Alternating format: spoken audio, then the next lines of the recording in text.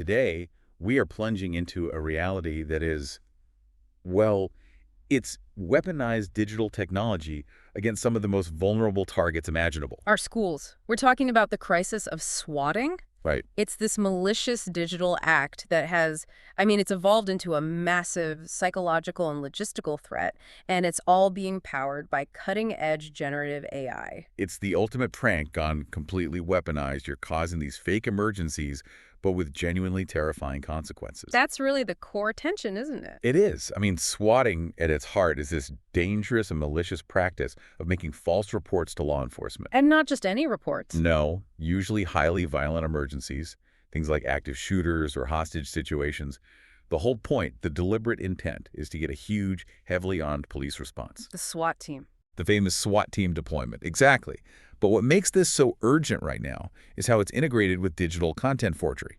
So, generative AI. Specifically generative AI, which lets these perpetrators create audio that is so realistic it completely bypasses a human dispatcher's suspicion. So, we're way past just a simple malicious phone call. This is sophisticated deception that's exploiting our systems and, frankly, our deepest fears. It's a massive leap in complexity. Yeah. We're seeing threat actors weaponize AI to create what's called synthetic media. Meaning fabricated voices, sounds. Exactly. Fabricated voices, background sounds of panic or struggle, things that make the threat reports sound almost indistinguishable from a real, live panic caller. And that technology makes the lie believable. Completely believable on a first listen. And that's all it takes. That first listen is what triggers a massive high-speed response. So for you listening, our mission today is to really cut through all that noise and help you understand the mechanics of this digital warfare. We've done a deep dive into some serious sources. Government reports, things from the DHS Science and Technology Directorate on adversarial Gen AI, and a lot of security analyses that focus on how institutions are trying to respond. And we're going to unpack the terrifying anatomy of these attacks, the immense financial and societal costs, and how these advanced AI models like JANs, VAEs, and diffusion models are making the calls hyper-realistic. And, crucially, we'll talk about the tangible strategies that institutions are actually using to build resilience and fight back. Okay, so let's start with the scale of this problem, because I have to say, the statistics we found were honestly shocking. This isn't some fringe issue. No, not at all. It's become the default challenge for school safety teams all across the U.S. So what are the numbers? The sheer numbers just demand attention. If you look at the data for U.S. schools during just the 2022-2023 school year, an astonishing 63.8% of all violent incidents that were reported in schools 63.8%. were later determined to be entirely false reports of active shooters. That's unbelievable. So for every 3 alarms, 2 of them are fake.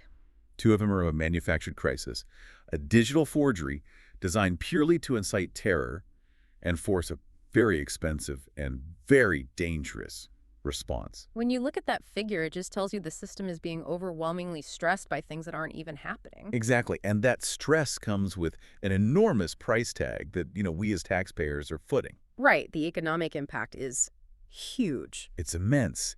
These hoax threats are incredibly expensive to handle. They siphon critical taxpayer money away from genuine educational needs, from real emergencies. So what are we talking total? When you combine the costs for K-12 and higher education institutions across the country, these manufactured crises cost taxpayers well over $1 billion annually. $1 billion. That's such a massive figure. Where does all that money actually go? It can't just be gas for the police cars. Oh, it's far from it. Yeah. That billion-dollar figure is a really comprehensive estimate. First, you have the immediate law enforcement mobilization. So overtime, specialized units. Officer and dispatcher overtime, SWAT team deployment, sometimes helicopter usage, and all the coordination between multiple agencies responding at once. Okay, that's one part. Second, you have the investigative costs. Forensic analysis of the call, trying to track a spoofed IP address or phone number, just the sheer number of human hours spent debunking the false claim. And then court costs if they actually catch someone. And prosecution resources, exactly. But the third part, and this is often overlooked, is the institutional recovery costs. What does that include? That's the lost instructional time that schools have to account for. It's mental health and counseling services for students and staff who are traumatized. Yeah. Because even if it was a hoax, the terror was real. Of course. And then there are these security upgrades institutions often perform after an incident, even a fake one, just to reassure the community. All of that adds up to that staggering billion-dollar annual loss. And we should be really clear here, legally and psychologically, this isn't just a prank. No. It's formally recognized as a severe individual harm caused by malicious deepfake use. That formal recognition is vital, right? It's vital because it shifts the perception from, annoying nuisance to weaponized digital attack. Swatting is categorized as a type of individual harm where a malicious actor deceives law enforcement into sending a heavily armed response. The intent is psychological. The intent is to inflict terror and disruption, but the harm goes way beyond that. You have widespread psychological distress in the community, the fear that it will happen again, and tragically the risk of actual physical injury or even death. How so? Well, when heavily armed officers arrive on a scene where they believe there's an active shooter, tensions are sky high. If someone makes an unexpected move, the consequences can be fatal. The digital lie can result in real, irreversible physical harm. So let's turn to the tech that makes this hyperrealism possible. How exactly are perpetrators using generative AI to make these calls so convincing that dispatchers who are trained for this are falling for them? The evolution here has been incredibly rapid and sophisticated. They use a two-step process. The first step is just obfuscation. Hiding who they are. Right. Using spoof phone numbers, burner tech, to mask their location, making it really hard to track them down quickly. But the second step is the really malicious part. And that's the AI. That's leveraging Gen AI to produce high-fidelity synthetic media, specifically AI-generated voices and contextual sound effects. What's the goal of injecting AI into the voice itself? It's got to be more than just sounding human instead of robotic. It's about creating emotional authenticity and consistency. The AI is trained to go far beyond simple text-to-speech. It generates speech patterns that include realistic things like yokel fry, pitch fluctuation, the timing that signifies genuine panic. So it's acting. The AI is a voice actor. A perfect one. Think about the tiny pauses a genuinely panicked person might take, or the slight break in their voice. These are incredibly hard for a human to fake convincingly over a phone, but the AI is trained on massive data sets of human emotion to replicate them perfectly. So the goal is to just override the dispatcher's training. Yeah. You create an audio file that's laced with such genuine-sounding urgency that it short-circuits their normal skepticism. Precisely. If a dispatcher hears a voice with what sounds like genuine fear, their primary directive is to assume the threat is real and mobilize. They don't have time to run a spectral analysis on the voice. They're reacting to what they perceive as human authenticity. And the tech is good enough to do that. It's getting to the point where it's nearly impossible for a human ear to tell if the speech patterns are from a person or a synthesized digital construct. And we have real-world examples of this, right? Like the Dubuque swatting call. What was it about that incident that pointed to speech synthesis? The Dubuque incident was really instructive. Investigators noted a remarkable consistency in the voice that was used across multiple threat calls. So too perfect. Almost, yeah. Real human callers, especially when they're under stress, have vocal variability. They clear their throat, their breathing patterns change, the background acoustics shift. In the Dubuque case, the voice profile was unnaturally consistent. Which is a huge red flag for investigators after the fact. It's a major telltale sign that speech synthesis was used. The threat actor wasn't recording a human voice each time. They were just feeding text into a speech model and generating a synthetic audio file with a preset emotional template. That's what created that convincing, urgent, and eerily uniform profile. Okay, let's unpack this a bit more because the challenge, the immediate response, and the fallout all change dramatically depending on the type of school being targeted. Right. You have to differentiate between K-12 and higher education. Their whole operational model is just fundamentally different. It's the key. You cannot apply a one-size-fits-all solution here. The environments they manage, from student custody to facility access, they dictate vastly different response protocols, different complexities, and ultimately different costs. So let's start with K-12. These are controlled environments, locked perimeters, but that control seems to create its own set of problems when a swatting threat hits. That's the irony of it. K-12 operations are highly regimented. Everything revolves around fixed schedules, bus routes, strict custody laws. Which forces administrators into this immediate, high-stakes decision. Exactly. For instance, if a threat comes in at, say, 5:21 a.m., they have to make a call lockdown, delay, or close completely before the school buses even start their routes. And if they wait too long to verify. If they wait too long, the buses are already picking up kids, dispersing the population, and multiplying the danger if the threat were real, or multiplying the logistical nightmare if it's a hoax. And it seems like communication in K-12 is the primary driver of cost escalation, maybe even more than the initial police response. Absolutely. The cascade effect from parent communication is where the costs truly spiral out of control. If the administrators are slow or unclear, parents naturally panic. And you have an example of this. We saw a stark one, Okay. a K-12 threat that should have cost around $78,000 in immediate response fees. It escalated to a staggering $1.4 million. Wow. And the difference was just communication. The difference wasn't extra police. It was the massive disruption from poor communication that made parents keep their kids home for several days.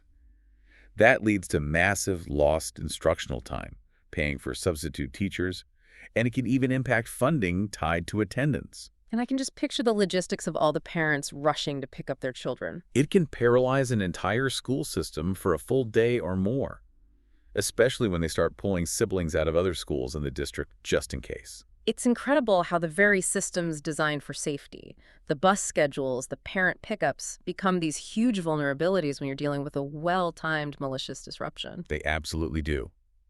Now, contrast that tightly controlled environment with the challenges that higher education faces. Right. College campuses are basically small, open cities. That immediately suggests a radically different security dynamic. It does. Higher ed campuses have very limited control over student mobility. These are adults, they're often commuting, living in open-access dorms, and moving freely between huge academic buildings and public spaces.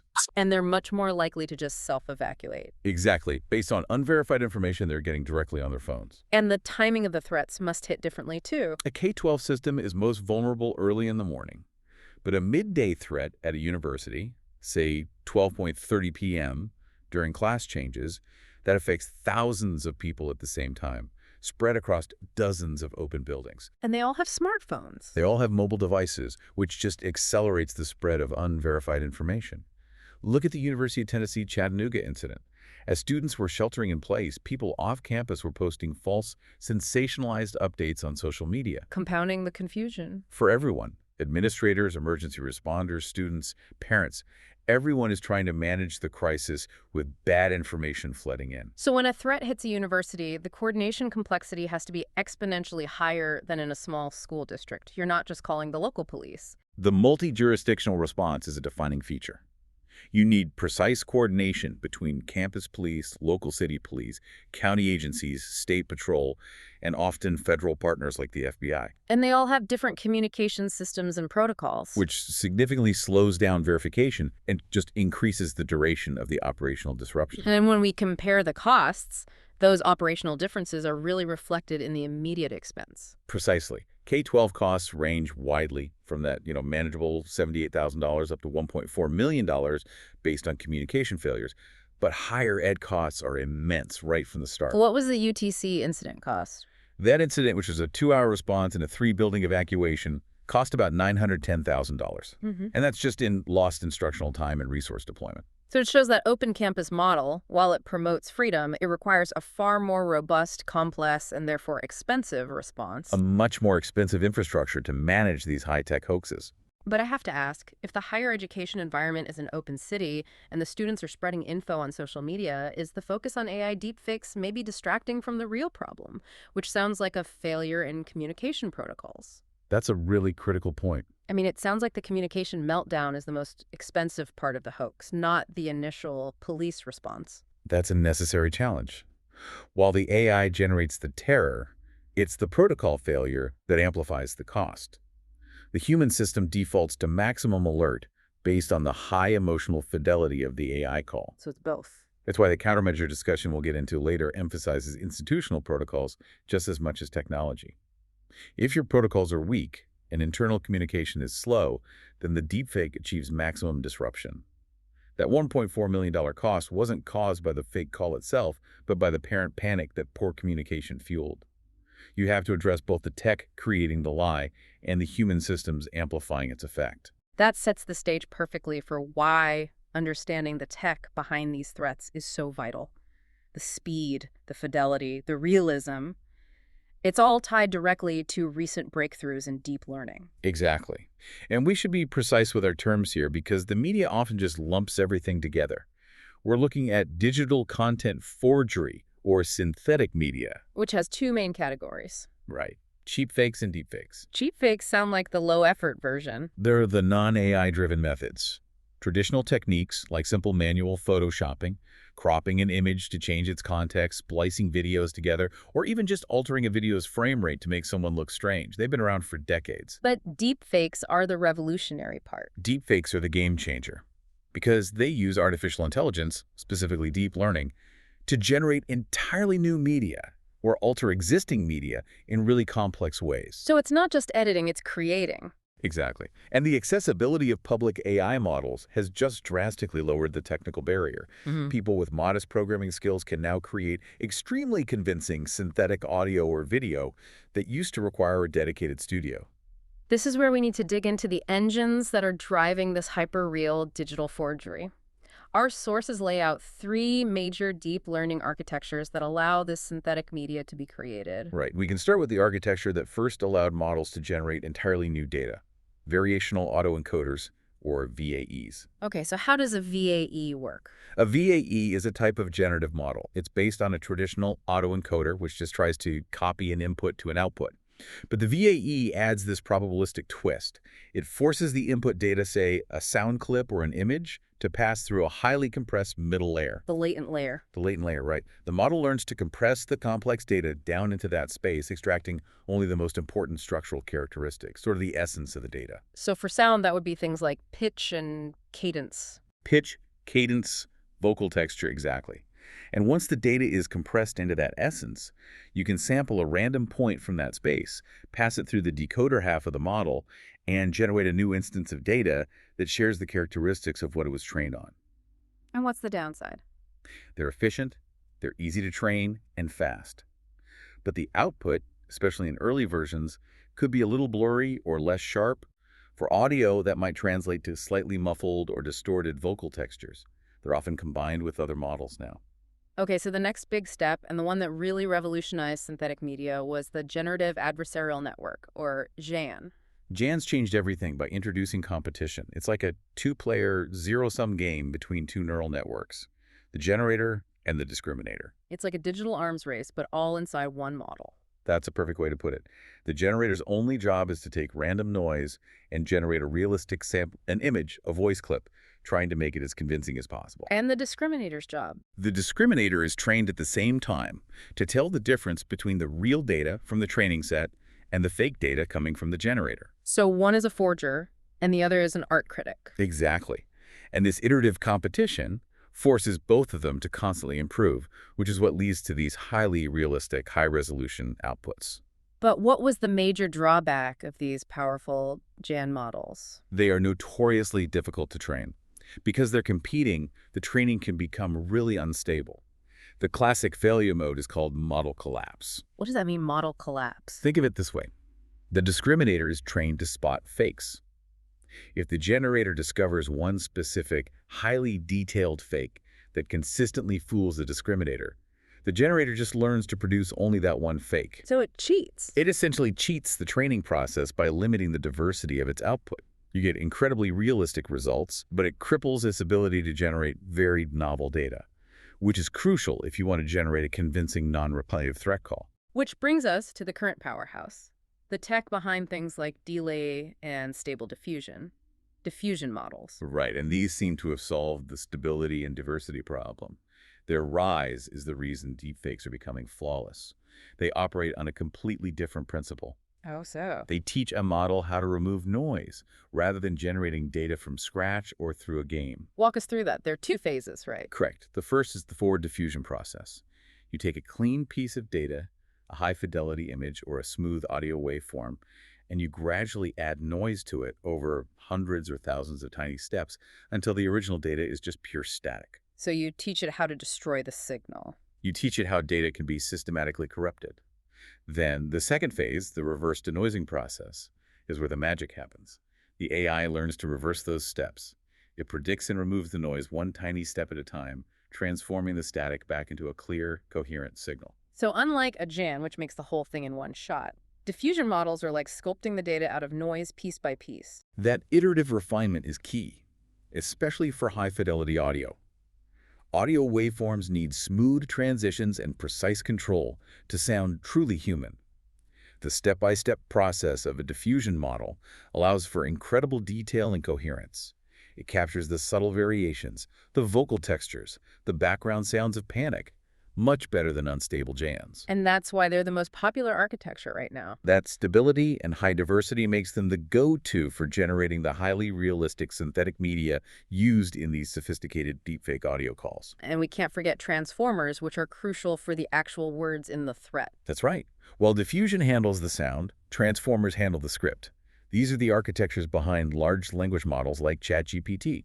They allow threat actors to craft highly plausible, localized, and contextually rich threat scripts. So instead of a generic threat, The actor can generate a hyper-realistic script mentioning specific school entrances, a teacher's name, or local terminology, which significantly increases the perceived credibility of the hoax. so if the tech is already this good, where's the innovation focusing now? It seems like it's all about efficiency and just making the results completely flawless. That's exactly it.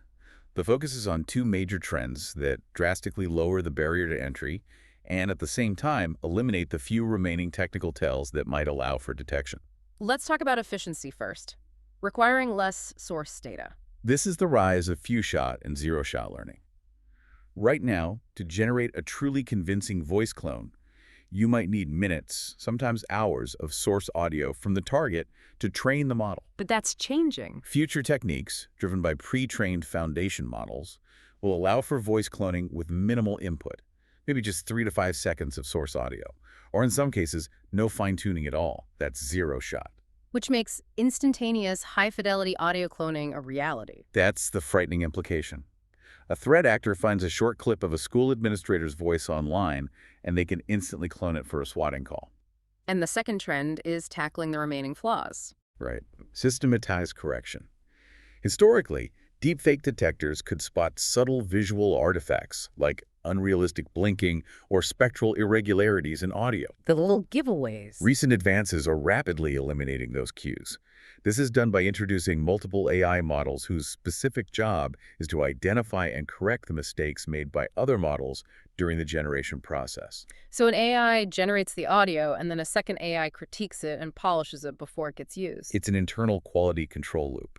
It means that identification by the human ear, or even by specialized algorithms, is becoming exponentially more challenging. And this is the truly concerning part, right? The arms race. It's the dynamic. As generation capabilities improve, they may eventually outpace detection simply by using the detection approaches, all the known flaws, in their own training. They're effectively teaching the generator how to avoid making those known mistakes. We are moving toward a future where technical detection alone will become insufficient. That is a critical conclusion. So what does this all mean for the schools and institutions on the receiving end of these calls?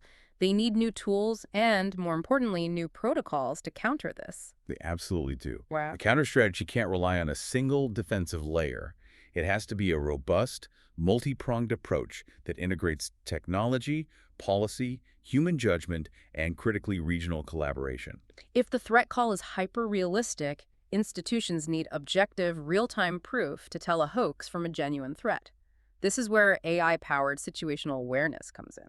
These systems provide that necessary objective counterpoint to the subjective terror of the voice call. AI security systems analyze video feeds in real time, looking for observable physical evidence that corroborates the threat. So looking for actual weapons or suspicious behavior? Right. It helps security teams move beyond the auditory deception and confirm what's actually happening on the ground. But I have to challenge this reliance on AI cameras. If a call comes in, it's 9:00 a.m., classes are in session, and the dispatcher hears AI-generated gunshots and screams, are administrators realistically going to wait for a computer to fail to register an alert? No. Or will they default to sending armed police immediately, knowing the risk of waiting? That's the crucial tension: speed versus certainty. The answer is, they will send the police. But the AI verification buys precious time and directs resources more effectively. So the AI doesn't replace the initial response. It provides near instantaneous objective context that limits the duration and the severity of the response. And the University of Tennessee Chattanooga case study seems to confirm this balance. It does. During the UTC swatting incident, the threat claimed a white male with a rifle was near the library, and they included AI-generated gunshots to enhance the realism. And they had AI cameras. Chief O'Brien reported that their campus cameras in that area had advanced AI set to alert for weapons detection. Crucially, the systems did not register any alerts. No weapons, no suspicious individuals. Until the police arrived. Until officers actually arrived on scene and visually confirmed the hoax, that objective, immediate lack of corroborating evidence from the AI allowed them to declare the hoax much faster, limiting the evacuation and mitigating that nearly $1 million loss. Looking back at those cost figures, a single response over $900,000, the economic case for prevention seems to be the most compelling argument here. It is staggering. We have to emphasize the massive return on investment for prevention. What's the cost comparison? A comprehensive prevention program with advanced filtering and training might cost a major institution around $50,000 a year. One single swatting response in higher ed costs over $900,000. That's an incredible ROI. Investing $50,000 a year is basically buying insurance against one or two major incidents. It's not just about safety. It's an economic necessity for prudent management. So what do these prevention technologies actually look like for an AI-driven voice threat? They focus on eliminating the threat before it ever reaches a human dispatcher's ear. On the digital front, it's advanced systems that filter email and social media threats. But for the phone calls, it's specialized voice analysis tools. And what are those tools looking for? They analyze the spectral artifacts of the voice itself. Spectral artifacts. What is the AI looking for that a human would just completely miss? It's looking for the digital fingerprints of synthesis. For example, a synthesized voice, despite sounding perfectly human, often lacks natural breathing sounds. Or it exhibits an unnaturally consistent spectral density. It's too clean. So it's looking for that uncanny perfection again. Exactly. Or a lack of variability in the fundamental frequency that a human larynx naturally generates. When these tools detect those cues, the lack of breath, the overly perfect frequency, they flag the call as spoofed before it ever reaches a human dispatcher. Preventing the initial panic and mobilization. Exactly. Technology provides the detection, but it's the human policy that dictates the response. What institutional protocols are proving most effective here? The foundational requirement is high-level coordination and information sharing between all the stakeholders, law enforcement, dispatch, school administration. And that has to begin long before an incident occurs. That proactive collaboration is key. You can't be exchanging business cards in the middle of a crisis. Yeah, precisely. K-12 districts have to establish robust, formal relationships with local law enforcement and county prosecutors in advance. This enables rapid, low-friction information sharing. And one highly effective protocol our sources point to is the creation of regional networks. Right.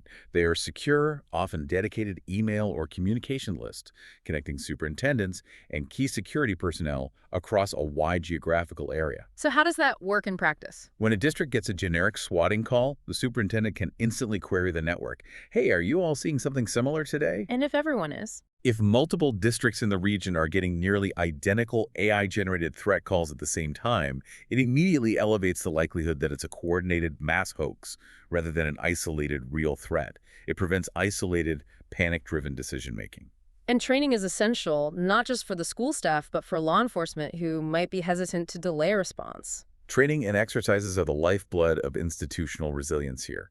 Schools that participate in FBI swatting training programs report significant reductions in their average resolution time. And that translates to huge taxpayer savings. An estimated $200 million saved over 2 years just from faster confirmation and demobilization.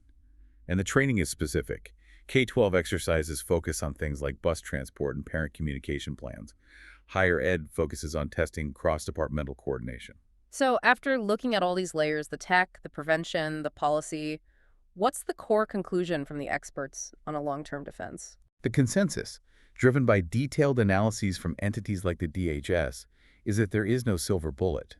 The evolving nature of the Gen AI used in these attacks demands a broad, layered, and adaptable strategy. So you need prevention, detection, regulation, education, all of it. You need all of it. And if the generation capabilities are being trained to actively defeat detection methods, as we talked about, what happens to the idea of technical detection? It means we can't rely on it as the final line of defense.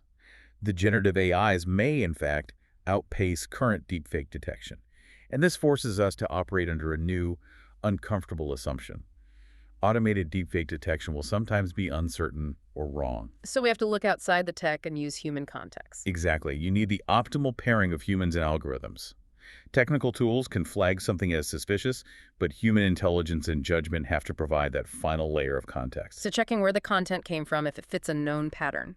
Is this similar to other hoaxes we've seen? How fast is it spreading? The question shifts from is this audio real to does this threat make contextual sense given our current intelligence? That puts an incredible burden back on the human element, though, especially on the dispatchers and administrators who are under immense stress while having to make these life or death judgments. It does, which is why part of the necessary investment, the part that factors into that billion-dollar cost, has to be allocated to psychological support and advanced training for these frontline workers. They are bearing the brunt of this high-tech psychological warfare. Their ability to exercise judgment under duress is the most critical part of the entire defense. We've covered a huge amount of ground today. We've tracked how swatting has transformed from this, malicious digital annoyance to a sophisticated high-tech weapon of psychological warfare. All leveraging cutting-edge generative AI to cause real-world financial losses over $1 billion a year. And with things like few-shot learning and systematized correction, these hyper-realistic threats are only going to become more convincing and easier for less sophisticated people to use. Our deep dive really reinforces two main conclusions. First, this crisis is immediate, and it's systemic. The majority of reported school violence incidents today are AI-enhanced hoaxes. And Second, combating this requires a multi-layered, economically justified defense.